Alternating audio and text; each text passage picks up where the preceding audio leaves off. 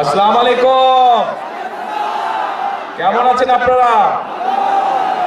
আলহামদুলিল্লাহ, আমি কিন্তু আজকে খুব ভালো আছি। বহু বছর পর নানি বাড়িতে এসেছি, বহু বছর পরে আলহামদুলিল্লাহ আল্লাহর রহমতে নানি বাড়িতে এসে আমি খুব ভালো আছি। এখন নাতি দিয়ে আসলো, কিছু খাওয়ালেন না আপনারা, এটা কেমন ভালো কথা হইল? তাহলে একটা জিনিস দিতে হবে নাতিকে। নাতি যে আসছে, নাতিকে কিছু দিতে হবে না? কি দিবে নানি বাড়ির লোক? হ্যাঁ, ভোট দেবেন। কিসে ভোট দেবেন?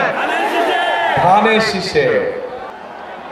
হৃদয়ের স্পন্দনকে তারেক রহমান, রহমান, তারেক রহমান, রহমান, তারেক। এ পর্যায়ে সাঁওতাল উপগোষ্ঠী যারা উপস্থিত আছেন, বাংলাদেশে কোন নেতা আছে? কোন সে নেতা? তারেক রহমান।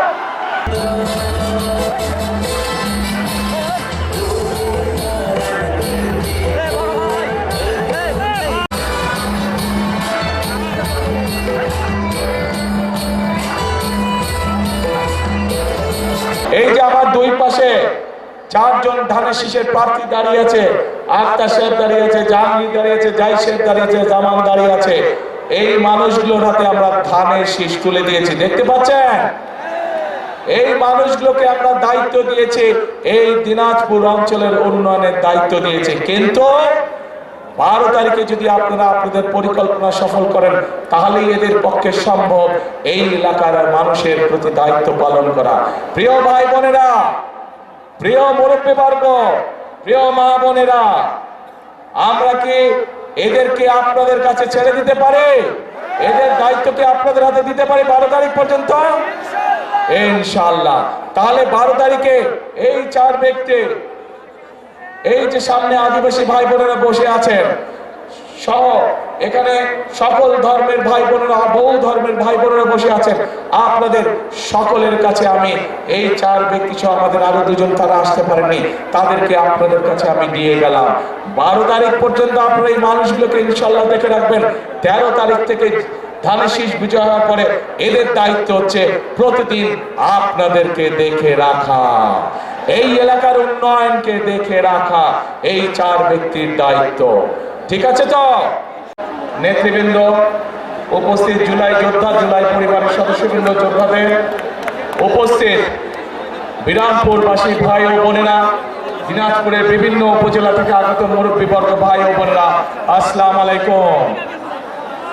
প্রিয় ভাই বোনেরা, উপস্থিত মুরব্বীবর্গ, মা বোনেরা, আজকের এই বিশাল নির্বাচনী জনসভায় আমরা সকলে এখানে একত্রিত হয়েছি। কেন একত্রিত হয়েছি আমরা? এই যে সামনের 12 তারিখে যে নির্বাচন অনুষ্ঠিত হবে, সেই নির্বাচনে বহু বছর পরে এই বাংলাদেশের মানুষ তাদের রাজনৈতিক অধিকার প্রয়োগ করবে। এই যে বললাম, এই মঞ্চের পাশে 13টি পরিবারের সদস্য এখানে বসে আছে। এই মানুষগুলোর স্বজনরা এই অধিকার অর্জনের জন্য, বাংলাদেশের মানুষের অধিকার অর্জনের জন্য নিজের জীবন উৎসর্গ করেছিল। গত 16 বছরে আমাদের বহু নেতাকর্মী অত্যাচার, নির্যাতনের শিকার হয়েছিল বাংলাদেশের মানুষের এই রাজনৈতিক অধিকার অর্জনের জন্য। আজ আমাদের সামনে এই আল্লাহর রহমতে এই সুযোগ এসেছে। আজ আল্লাহর রহমতে আমাদের সামনে এই সুযোগ এসেছে। আজকে আমরা এই এলাকার যত মানুষ আছে, সে মুসলমান হোক, হিন্দু হোক, আদিবাসী হোক, খ্রিস্টান হোক, বৌদ্ধ, সকলে মিলে আজকে 12 তারিখে আমরা, এই আগামী 12 তারিখে আমরা আমাদের রাজনৈতিক অধিকার প্রয়োগ করব। এখন প্রিয় ভাই বোনেরা, এই যে রাজনৈতিক অধিকার প্রয়োগ করব, শুধু ভোট দিলেই হবে না, এই নির্বাচন হতে হবে। আমাদের আরেকটি লক্ষ্য বা উদ্দেশ্য আছে এই নির্বাচনের। কি সেটি? সেটি হলো দেশ পুনর্গঠনের নির্বাচন। বিগত 16-17 বছর ধরে এই এলাকা সহ, দিনাজপুর এলাকা সহ, সমগ্র উত্তরাঞ্চল সহ সমগ্র বাংলাদেশের মানুষকে তাদের অধিকার থেকে বঞ্চিত করা হয়েছিল, তাদেরকে তাদের ন্যায্য অধিকার থেকে বঞ্চিত করা হয়েছিল।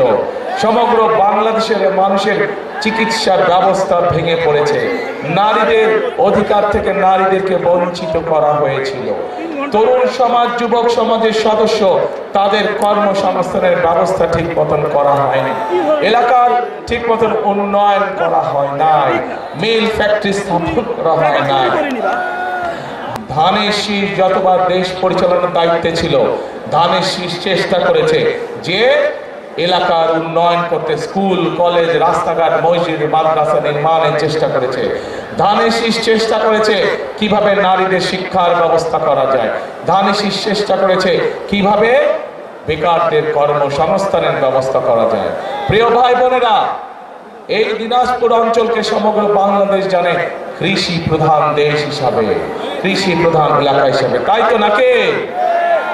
এখন এই কৃষি প্রধান যে অঞ্চল, কৃষি প্রধান যে এলাকা, এই এলাকায় আমরা চাই কৃষির সাথে সম্পর্কিত শিল্প গড়ে তুলতে ধীরে ধীরে, যাতে করে কৃষির সাথে, যেমন এই এলাকার লিচু বিখ্যাত, বাংলাদেশ বিখ্যাত, জগৎ বিখ্যাত এলাকার লিচু, কিন্তু এই লিচুকে প্রক্রিয়াজাতকরণের মাধ্যমে আমরা বিদেশে রপ্তানি করতে পারবো, কিন্তু সেইটা এখনো করা সম্ভব হয়নি। কিন্তু 12 তারিখের নির্বাচনে ইনশাআল্লাহ বিএনপি জয়যুক্ত হলে, ধানের শীষ জয়যুক্ত হলে আমরা চাই এই দিনাজপুরের লিচুকে আমরা যাতে বিদেশে পাঠাতে পারি, হিমাগারে ঠিকভাবে রাখতে পারি, সেই পদক্ষেপ আমরা নিতে চাই। প্রিয় ভাই বোনেরা, এই এলাকার কাঠারি ভোগ চাল জগৎ বিখ্যাত, এলাকার কাঠারি ভোগ চাল, এই চালকে আমরা পৃথিবীর আনাচে কানাচে রফতানির মাধ্যমে পৌঁছে দিতে চাই। আপনারা কি চান? ইনশাআল্লাহ আমরা সেই কারখানা এখানে তৈরি করতে চাই। লিচুর জন্য আমরা লিচু যাতে প্রক্রিয়াজাতকরণের মাধ্যমে সারা পৃথিবীতে পৌঁছে দেওয়া যায়, সেটির কারখানা আমরা এখানে তৈরি করতে চাই।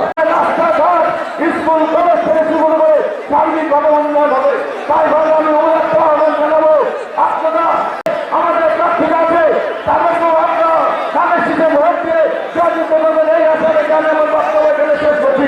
সকলকে ধন্যবাদ। আসসালামু আলাইকুম। ধন্যবাদ মাসুদ ভাইকে।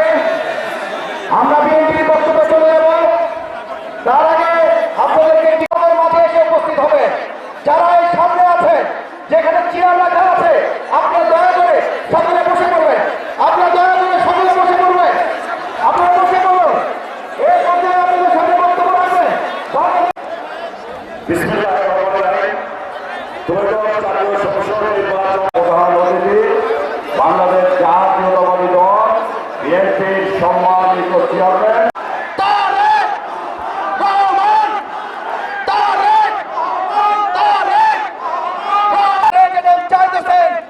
সংসদীয় 6 আসনের মনোনীত ধানের শীষের প্রার্থী।